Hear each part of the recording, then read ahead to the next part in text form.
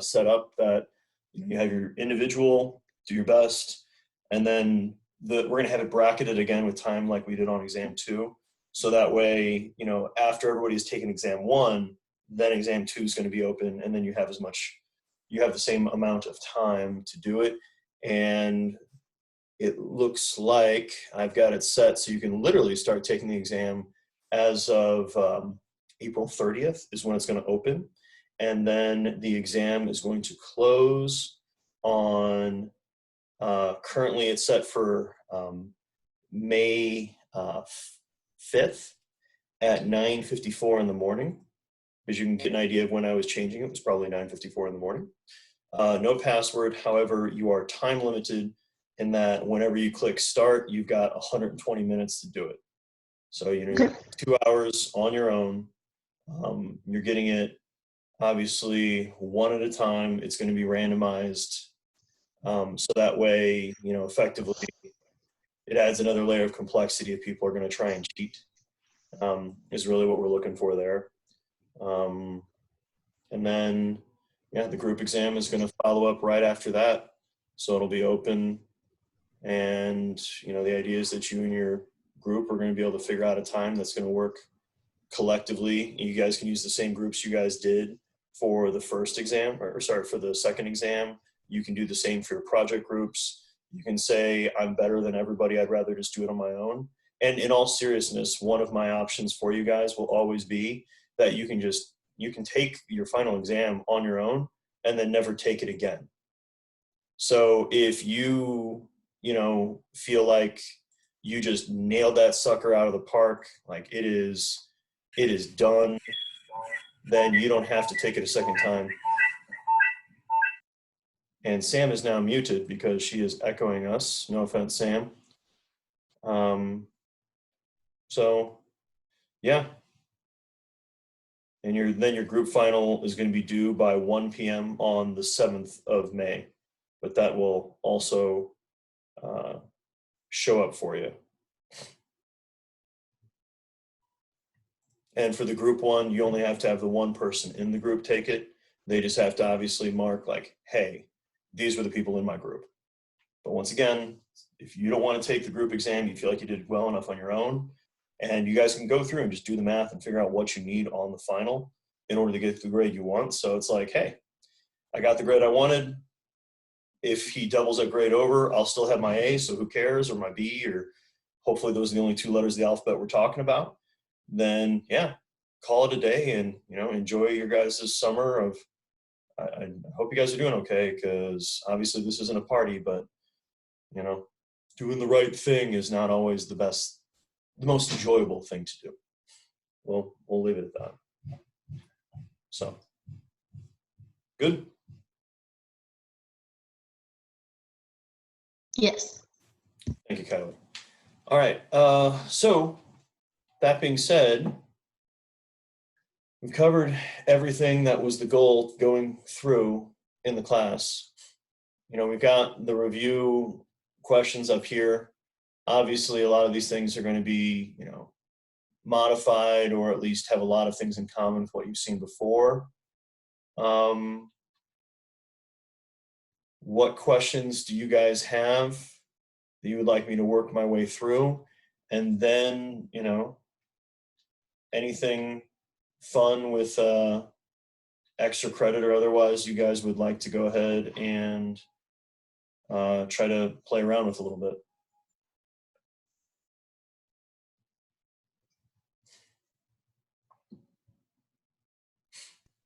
Could one of our extra credit options be like, I know we did the superhero extra credit where you just do like the force and everything. Could we do one where we like say what muscles would be involved in the activation of whatever movement they're producing?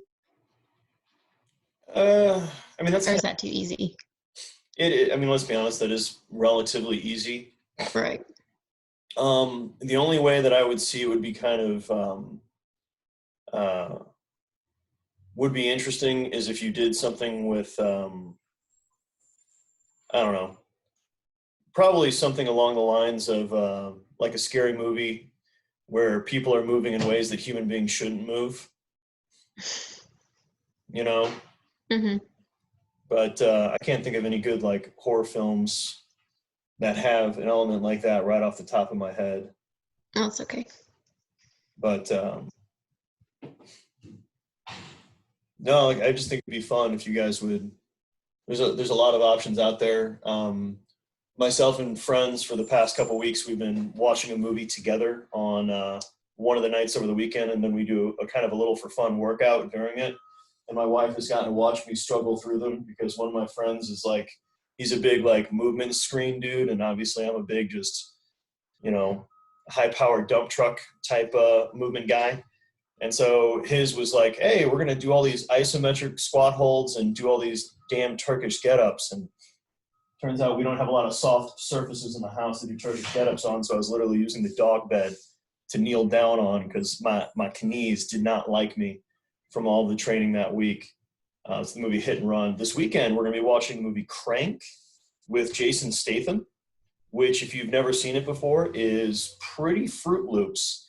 And so we're going to be putting on heart rate monitors, and we're not allowed to have our heart rate go under 100. I think we're going for 110 beats per minute throughout the entire movie. So I'm actually going to be doing cardio in a movie, which is going to be a unique and different experience. Trying to convince my wife that she should join us in the stupidity, but she's smarter than I am and obviously not interested. But if you guys are, you're more than welcome to zoom in and join us on the endeavor. You get to hear me swear a lot, especially because burpees are going to be involved.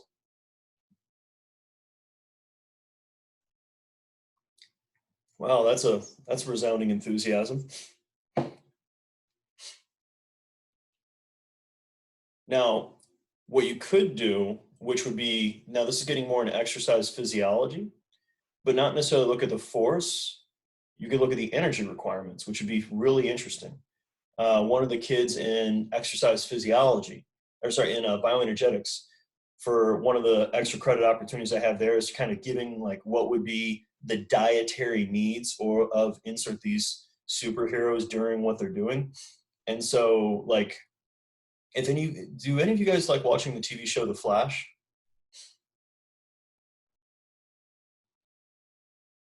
It was good for a minute, but it got kind of out there in the third season. Yeah, and kind of it always comes up with I need to go faster. Like, yeah, sure, we get it. But what's really interesting is if you think about the caloric demands, because obviously in that show he goes and he sprints miles upon miles upon miles, which yes, he uses the speed force, so maybe it's not as metabolically demanding as you would expect. But if he's burning, just to ballpark and make it easy, and you guys could have more fun with the math than this, 100 calories a mile, and there's, in the show, he literally runs from one city to the next, which is easily a couple hundred miles away. In theory, he would have burned something like 50,000 calories. And so if he had to do that in one day effectively, how many Big Macs would he have to be carrying in a backpack, pounding them down while he's doing that running in order so he could just keep his own body weight and not effectively die of that wouldn't be starvation. And that, what would that be, honey? It's not protein, calorie malnutrition. Calorie malnutrition, probably. Exactly. I don't know acutely. I don't think physiologically it doesn't make any sense, but that's the point. You guys could have fun with looking at that. So what would be the actual energy requirements? Then, you guys now have the drag equation. And so you can figure out the surface area of the individual, and you could literally figure out what's the energy required to, run at the speed of sound and things like that. So you could do that for fun. I would be really interested to see what type of math you come up with. I'm trying to work with the pressure gradient stuff and otherwise, and it turns out I am not well versed in it. So that's a good time. But yeah. When in doubt, if you take any of the how to say glory kills or anything like that from the Doom guy and do the math there, I will be really appreciated and excited if you do that math well, just because it entertains me for some strange reason. So, all right. So I'm talking to myself again. So let's go ahead. We're going to run down the line in alphabetical order. So Blaine, any questions you want me to review for the final exam? or just a general question about the class, anything else you want me to field?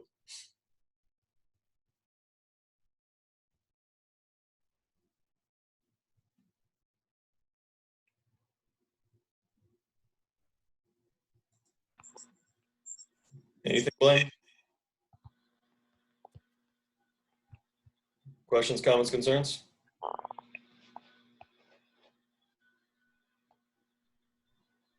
Nope. All right. Cam, I know you already talked before, but anything else you want me to touch on? Nope, not right now. Okay. Okay. Celia? For number 20, I'm just making sure that I understand how to do this. Mm-hmm. You would just take the difference of the degrees divided by the seconds, right? Bingo. Bingo. So if you know the initial rotational velocity and you know the final rotational velocity, obviously the difference between the two is the change. And then when we know the amount of time it took to make that change, now you have the acceleration. The radius and the mass, that is honestly just there to complicate matters.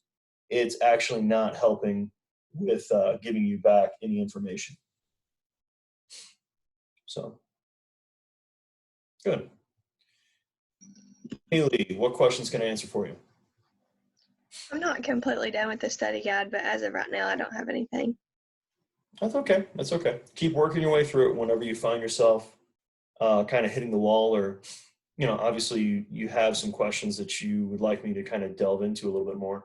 By all means, just go ahead and yeah, let me know. All right. Jessica, what questions you got?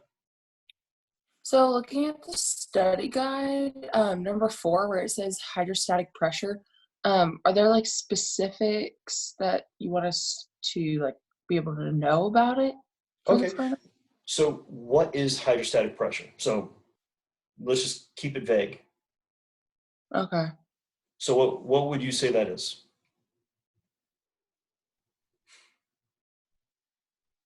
I'm not really sure. Okay, good. So there you go. That's a nice little jumping off point. So when we're thinking about hydrostatic pressure, we're effectively thinking about obviously the pressure that is naturally going to be around, in this example, of fluid, meaning water. And so obviously we're constantly surrounded by air pressure. We're so used to it, we don't really think about it. Just like if you get into a bathtub, God knows when we'll be able to get back into pools.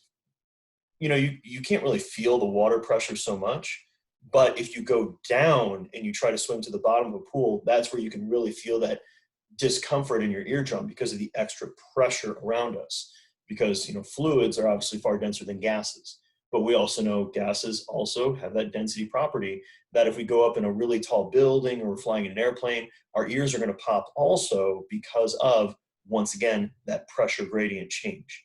So it's effectively the force that's going to be surrounding the object, or obviously relative to the density of the object, it's going to allow it to float on the surface, or kind of give us the information of how far it's going to sink due to its density relative to the media that it's around. So does that kind of make sense for kind of the basics of what hydrostatic pressure is? Yeah. Okay, good. Any other questions I can help you with? I'm just trying to like go through the study guide like as we go along too, but the questions on here that are pretty much like math based that we've like seen similar to the past exams, are these like the only types of like math problems that we would have to do on the final? Yeah, it's just building on what we've already seen before and just reiterating. It's not, the question over drag is going to be effectively kind of more of a thought exercise. So, Okay. You'll have the drag equation, which is right down here. So it'll be something, simple like, if we can decrease the surface area of the object moving through, air, by 1/2, how will it change the amount of drag it's encountering? Well, so V being the velocity, A meaning the area, C, D coefficient, and rho is kind of the effects of the pressure around us. Well, if A is 1/2, well, if you just plug in, if all of these stay the same and now that's 1/2, the total amount of drag is going to be half. Does that make sense? Yeah. Whereas So if, then would you give us all the other like properties in that equation that we would need? yeah, or like I said, Okay. it's be more of a thought exercise. So you just could plug in literally 1 for everything and Right. put in, 1/2, and the math will work its way out through the same. So it's not meant to be an overcomplication, but it's kind of something that's going to help you think your way through it. And so, Okay. yeah. And so the other side would be like if drag stays the same and the surface area increases, how much would the velocity change? Or how much would the velocity change?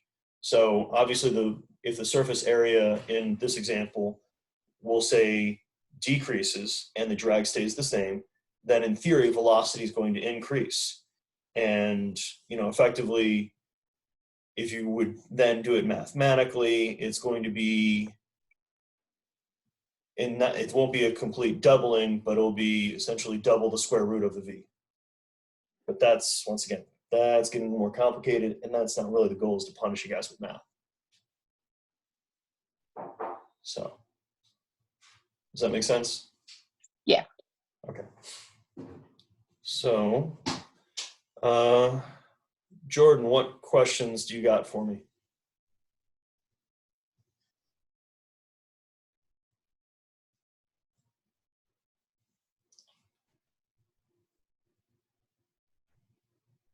Anything, Jordan? I think we're doing the dreaded brushing their teeth again this morning. That's okay. Oh, nope, she's good. Sweet. Just microphone's not working. Okay, Kylie, we're already. Do you have any other questions I can help you with? For number 49, and I think there's another one that asks what increases resistance to motion. Is that going to be part of the active and passive insufficiency? Okay, now resistance to motion is going to be looking at more of that drag. Does that make sense? So when we talk about temperature, we talk about humidity, we talk about air pressure, how those are going to be influencing it. Okay.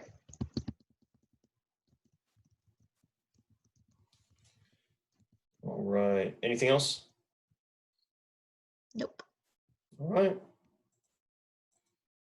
Sydney, what questions you got for me? I'm still going through the study guide, but I haven't found any right now. Okay, that's all right. So just try to bring some next week, because we're just gonna, next week on Thursday, because we're just gonna keep reviewing. Okay. Cool. I'm sorry if I muted you a little early there, Sydney. And Tyler, any questions for me, bud? No, I don't have any questions. Okay. Well, that makes it pretty darn easy and super fast. Okay, cool. So you guys know what's expected. You guys have got those papers in. You've got the final extra credit opportunities that you're aware of to obviously keep working on and keep, getting a little bit of extra help with your grade. I'm going to have to manually go through because Blackboard is weird for the things that people haven't done. It doesn't give you a grade, it just gives you a null, which then doesn't add that to the final grade. So then I'll have a number of students that'll send me an email, be like, how did my grade just go down when all of a sudden I had, this percentage? I'm like, well, you've always had that many points, you just didn't do those quizzes, didn't do those homeworks, etc. So I'm going to go ahead and work on that also, so that everybody's got a pretty good idea of what they need for the final exam. Because effectively the final exam, group and individual, are each worth 100 points. And so your final semester total, if before the final exam, let's say there's been 1,000 total points, there's 200 extra points that are coming from the two parts of the final exam. Well, you just got to do the math on effectively what do you need to get an A in the class. And so that's just using percentages. Obviously, if you got a 90.0, that's an A, 80.0, that's a B, and then 70.0 is a C. If you send me an email asking for me to round your grade up, and this is obviously now on the record, I'm not going to do it. I'm just going to delete the email. So instead, let's focus on making sure that you're getting what you need before you even walk into it. You've got those extra credit opportunities so you can get an idea of effectively, what you need in order to get the grade that you do want. And yeah, just staying on top of it. So on Thursday, just kind of come with some questions that you guys would want to go ahead and work through. The only other little thing when we talk about, force production and transmission that we didn't really touch on too much, but I at least want to kind of touch on today, which is effectively kind of how your tendons function. Your tendons, they're not like ropes, they're more like bungee cords. So they obviously do, or more like a dynamic rope if you've ever done something like rock climbing. So with that elasticity, whenever you pull on your tendon actually stretches a little bit, and then the force is going to then transmit through the bone in order to obviously get the joint to move. And so what's fascinating, when we have a really hard maximal contraction for the muscle, we pull the slack out of the tendon, and then the tendon snaps forward or snaps in the direction that it's being pulled, which is obviously going to pull the bone where it needs to be. And so when we're looking at really high speed contraction, so like thinking like the vertical jump, when we're going to put ourselves down into that stretch really aggressively and quickly, we're going to pull that rubber band back, and then it's going to snap us forward. And that's why it's not just about muscular strength, but it's also tendinous strength, because our tendons aren't obviously strong enough to deal with this rapid onset of force production. We're going to risk tearing them. And that's something that actually we're going to have as an adaptation over time, is we're going to thicken those tendons up, just like we're going to increase that muscle cross-sectional area, which is going to increase the amount of force that we can produce. So when we talk about the parallel and the series elastic component, the series elastic component is actually trainable, and it needs to enhance in its abilities in order so we can enhance in performance without the risk of tearing our muscles when we're doing different athletic endeavors. And that's something that I wasn't able to really go further into depth earlier, but I at least wanted to touch on a little bit with you guys today, because I personally find it really is interesting. But if you guys don't have any other questions, and we've kind of gone through what the expectations are for when the exam is starting, how you guys are going to go about doing that, I will be working through grading all of those presentations and your papers, and then effectively everyone is going to have like, okay, here's the grade that you currently have in the class, so you know what you need for the final. But any questions that aren't directly related to the materials we've covered in the class that you'd like for me to go ahead and go through and touch upon? Or are you guys feeling pretty good and ready to go about the rest of your Tuesday? I did see something on the study guide that I would like to ask you about before we end this. Yeah, go for it, Cam. What's up? What is meant by question number 37? Oh, so remember when we talked about the different equilibriums? So, well, can follow over easily would probably be an unstable equilibrium, wouldn't it? Right. And so a stable equilibrium obviously is more stable. Sorry, yeah. And then we have the neutral, which is kind of like the ball rolling, where it can kind of be pushed around. Otherwise, it doesn't really fall over, but it just kind of rolls around. Now, when we think about then things like we can do with our base, if our goal is literally to make it easier to knock us over, what do we want to do? What are some things that we can do? Well, go ahead. You said to easily knock us over? Yeah. So if you were just wanting to be a real jerk and you just wanted to break the social distancing and just knock over a human being randomly, what type of person would you look for?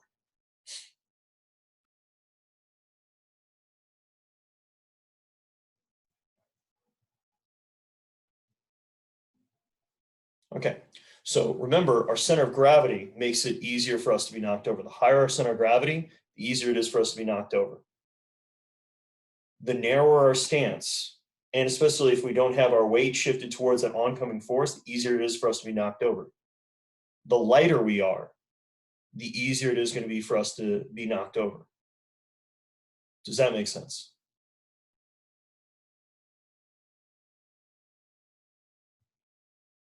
Cool. Did any of you guys ever play football growing up?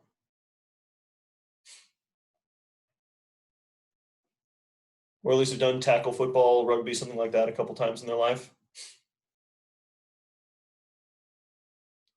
So how many guys either were that receiver that had to like jump up and really reach for a pass, or were that defensive back that got to hit that person when they were going up and extending for that pass and realizing A, the person tackling you, their life is really easy, and B, boy, it sucks to be that overextended, receiver, because it turns out your center of gravity is extended, you've got little to no base to support yourself, and you're just a sitting duck. Meanwhile, if you're crouched low with a wider base with your feet, that's when you're obviously a lot harder to tackle and take down, because you've got that much more of a stable equilibrium. And now remember, there's linear and there's rotational.